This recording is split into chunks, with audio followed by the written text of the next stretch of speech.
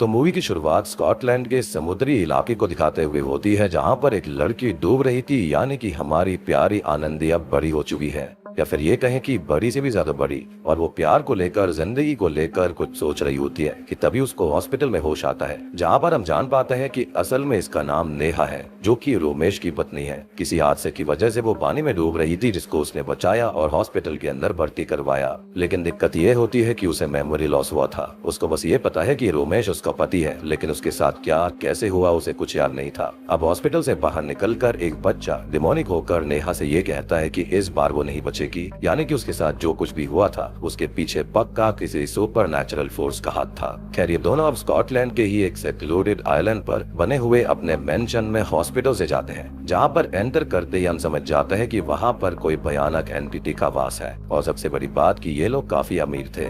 अब बात करी जाए नेहा के बारे में, तो स्कॉटलैंड वो इंडिया से पढ़ने आई थी, जिसके चलते उसे रोमेश से प्यार हो गया था और फिर उनकी शादी हो गई। अब नेहा काफी सारी बातें याद करने की कोशिश करती है, लेकिन अल्टीमेटली रोमांस करके वो फील करती है कि प्यार की ताकत बहुत बड़ी है। उसको रोमेश और उसके प्यार पे डाउट नहीं करना चाहिए था। वो सोचती है कि उसे एक नई सिरे से शुरुआत करनी चाहिए। तभी रात को इस घर के अंदर की एंट्रेंस के सारे कांच टूट जाते हैं, जिसको देखकर रोमेश की हालत खराब हो जाती है। लेकिन वो ऐसा दिखाता है कि यहाँ पर काम करवाना बाकी है और वर्कर्स ये काम जल्दी कंप्लीट कर देंगे। लेकिन ये रोमांस और ये सारी चीजें ज्यादा देर तक नहीं दिख पाती। रीजन ये है कि घर के अंदर किसी लड़की के रोमांस करने की आवाज आती रहती है, परछाइयां दिखती हैं, कोई नेहा को डप्पा करके भाग जाता है और बार बार कुछ चीजें एक बुक शेल्फ के नीचे चली जाया करती थी, लेकिन कहाँ ये पता नहीं चलता, जिससे नेहा को समझ में आता है कि ये जगह हॉन्टेड है। लेकिन रोमेश का कहना था कि ऐसा कुछ भी नहीं है, और रोमेश यहाँ सेक्लूडेड आइलैंड के बारे में बताता है कि यहाँ पर फोन के सिग्नल्स नहीं आते, no WiFi, no internet, nothing, total isolation from everyone.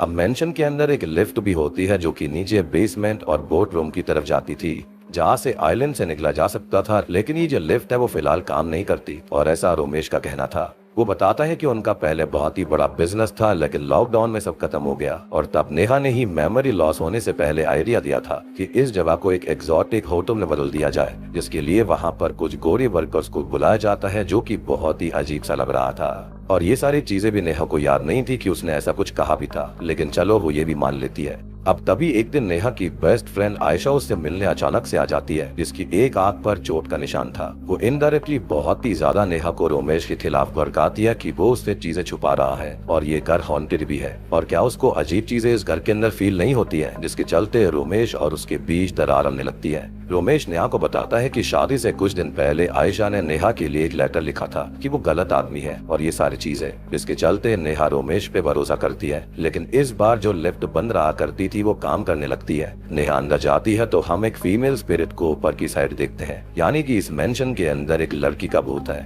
और नीचे जाने पर नेहा को महसूस होता है कि यहाँ पर कोई भूत है, और उसको देवदत्त नाम के ऑफिसर का एक कार्ड मिलता है, जो कि बहुत ही वियर्ड चीज थी। खैर, फिर से रोमेश नेहा को मना लेता है, लेकिन इस बार आयशा उसके बेडरूम के अंदर थी, जो कि बहुत ही अजीब बात होती है। इवन उसको भी ऑफिसर देवदत्त के बारे में पता था। उनसे बात करने के लिए नेहा पहाड़ी पे जाकर यहाँ पर आने की रिक्वेस्ट करती है। बात करने पर उसको पता चलता है कि नेहा के फादर इन लॉ की मृत्यु के सिलसिले में वो मिले थे, और नेहा के मेन एक्सीडेंट से पहले उसका एक और छोटा सा एक्सीडेंट हुआ था, और तब भी वो उससे मिलने आया था, और वहाँ पर ऐसा लग रहा था जैसे कि वो अपने पति के बारे में कुछ छुपा रही हो। खैर, असल में मेमोरी लॉस होने से पहले नेहा बेसमेंट के अंदर जाना चाहती थी, क्योंकि उसको लगता था कि ये घर हमेशा से हॉन्टेड है, लेकिन बेसमेंट का डोर लॉक्ड होता है, जहाँ से बोट मिलती। रोमेश का कहना था कि वो बस घर को सेफ रख रहा है क्योंकि ये पिलर्स पुराने हैं, लेकिन नेहा को इस बात पर यकीन नहीं होता। रोमेश यहाँ पर जल्दीबाजी में एक पेन ड्राइव भी ढूंढ रहा था, लेकिन नेहा जबरदस्ती बस बेसमेंट में चली जाती है। लेकिन रोमेश गुस्से में नेहा को धक्का दे देता है, जिसकी वजह से उसको चोट आई थी, और ये जो ऑफिसर देवदत्त का कार था वो भी उसी वक्त वहाँ छूट गया था, और ये वही मोमेंट था जब देवदत्त उससे मिलने आया। खैर, वियर्ड बात ये नहीं थी, असल में देवदत्त ये मानना था कि उसके फादर इन लॉ यानी कि रोमेश के पिता को उसने खुद मारा है, लेकिन सबूत ना मिलने की वजह से ऐसा हुआ, यानी कि इसको छोड़ दिया गया। लेकिन वो अभी भी मानता है कि वही दोषी है, और नेहा को भी रोमेश के ऊपर शक था। और बातों ही बातों में उनका बेसमेंट के बारे में भी जिक्र हुआ था, तो शायद वो वहीं से पानी में गिरी होगी।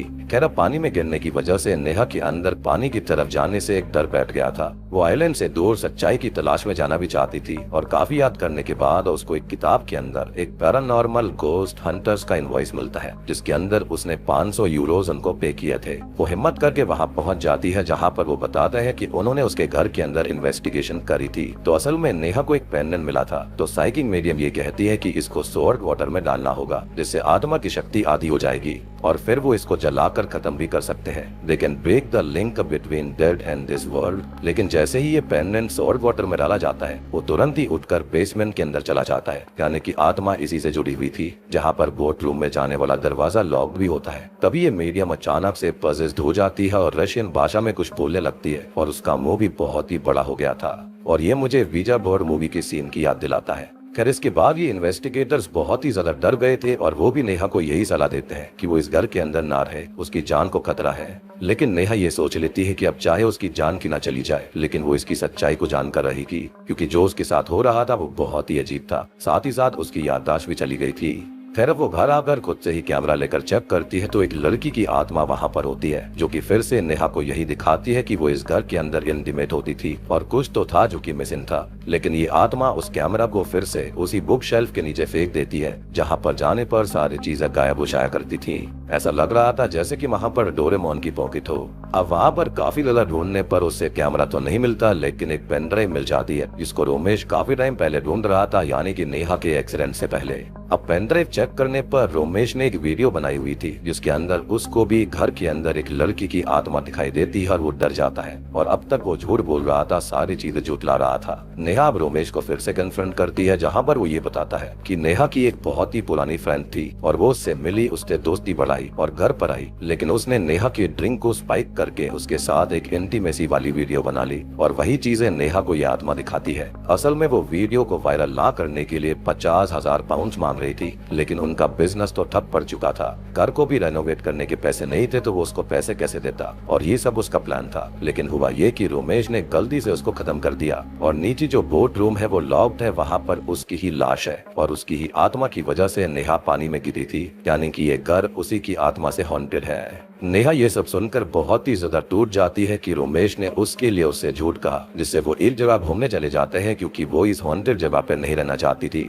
लेकिन तभी एक और ट्विस्ट कहानी के अंदर आता है, जब असली आयशा यानी कि नेहा की असली बेस्ट फ्रेंड उससे मिलने आती है। जी हाँ, यानी कि अब तक जिस आयशा को हम देख रहे थे वो पता नहीं कौन ही थी। और स्कॉटलैंड के अंदर नेहा और ये असली आयशा दोनों ही पढ़ने के लिए आए थे और रोमेश ने सारी की सारी कहानी उल्टी सीधी बताई थी। यानी कि रोमेश पहले से ही जानता था कि इस घर के अंदर किसकी आत्मा का वास है और वहाँ पर कौन थी। एनीवेज अब नेहा अपने पति को चकमा देकर आयशा के साथ एक हॉस्पिटल में जाती है, जहाँ पर एक व्यक्ति कोमा में था, जो कि मीडियम का काम करके कुछ बता सकता था। और उसकी बेटी लिखकर ये बताती कि नेहा के साथ दिक्कत क्या है, ये आत्मा चाहती क्या है। अब नेहा उस आदमी का हाथ पकड़ती है, लेकिन तभी वो चिल्लाकर उठ जाता है और कहता है कि भाग जाओ। और रशियन भाषा में एक मैसेज स्क्रीन पर आने लगते हैं, जिसका मतलब था कि अंडरग्राउंड में जाओ, यानी कि बेसमेंट वाला राज अभी भी है। और रोमेश ने जो सारी कहानियां आज तक बताई थी वो सारी झूठी थी। असली आयशा रोमेश को बार बार फोन करती थी। अब असली आयशा रोमेश को नेहा के बारे में पूछने के लिए बार बार इंडिया से फोन किया करती,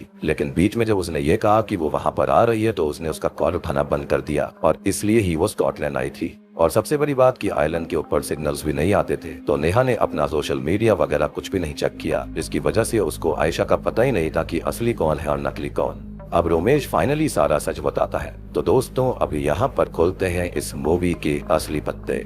तो असल में जब नेहा की शादी रोमेश से होने वाली थी तो उसके 1 महीने पहले ही नेहा इंडिया आ गई थी। उसी टाइम पर एक कैफे के अंदर फायरिंग शुरू हो जाती है, जहां पर कुछ अजीब हालातों के चलते रोमेश की मुलाकात होती है कि माया टंडन से, और उनके टच करते ही फीलिंग्स एक दूसरे के लिए डेवलप हो गई थी, स्पेशली की माया के मन में। अब पुलिस तो वहां पर आ जाती है, लेकिन की माया के बैग पर एक चोट का निशान था, जिसके लिए रोमेश उसको अपने घर लेकर जाता है। और वहाँ की माया रोमेश और उसके पिता की फोटो देखती है। रोमेश की माया के लिए वाइन लेने जाता है, लेकिन वो वहाँ से निकल गई थी। अब ऐसे ही करते करते उनकी मुलाकात फिर से होती है, जहाँ पर एक कार रेस के बाद उन दोनों के बीच में रोमांस होना शुरू हो जाता है। रोमेश भूल गया था कि उसकी शादी होने वाली है। वो अपने डैड को जाकर ये बताना चाहता था कि वो शादी नहीं कर सकता, लेकिन तभी उसको एक बहुत बड़ा झटका लगता है कि उसके पिता असल में की माया टंडन से शादी बहुत पहले ही कर चुके हैं। उसको स्टेप मॉम बना चुके हैं रोमेश की।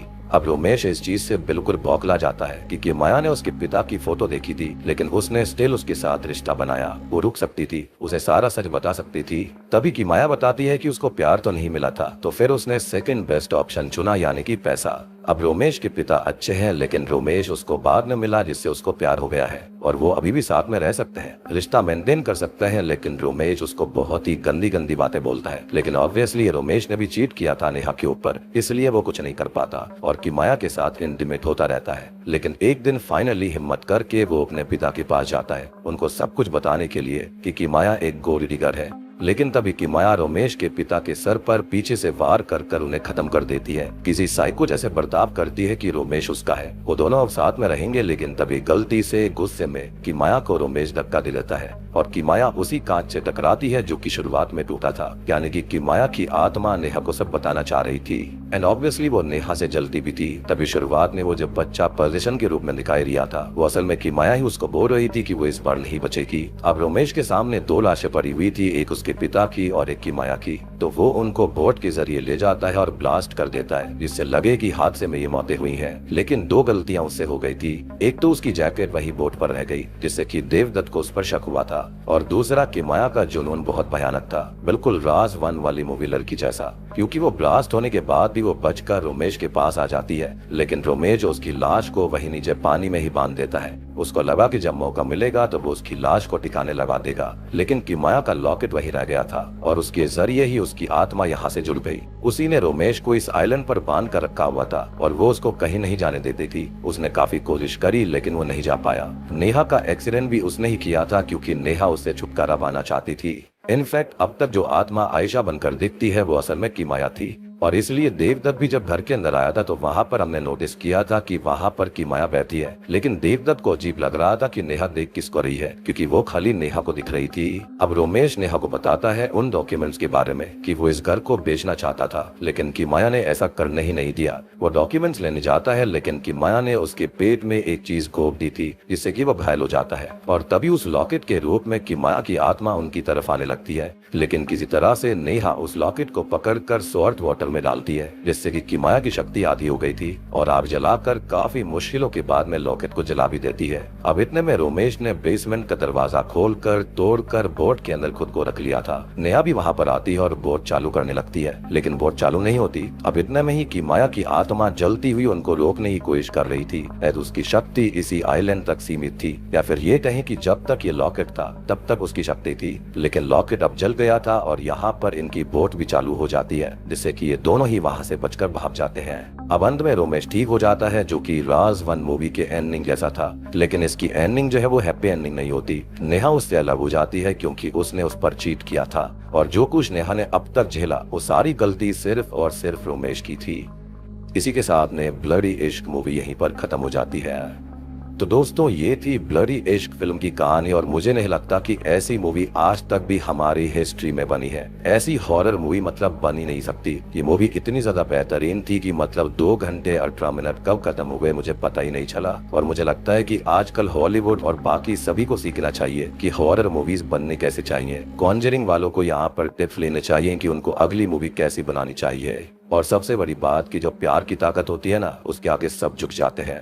और मैं इस मूवी को 100 स्टार्स देना चाहूंगा 10 में से, क्योंकि ऐसी मूवी मैंने कभी भी नहीं देखी। बाकी आप लोग बताना कि आपको ये मूवी कैसी लगी। अच्छी लगे तो लाइक कर देना, कमेंट सेक्शन के अंदर बताना कि आपको कैसी लगी है।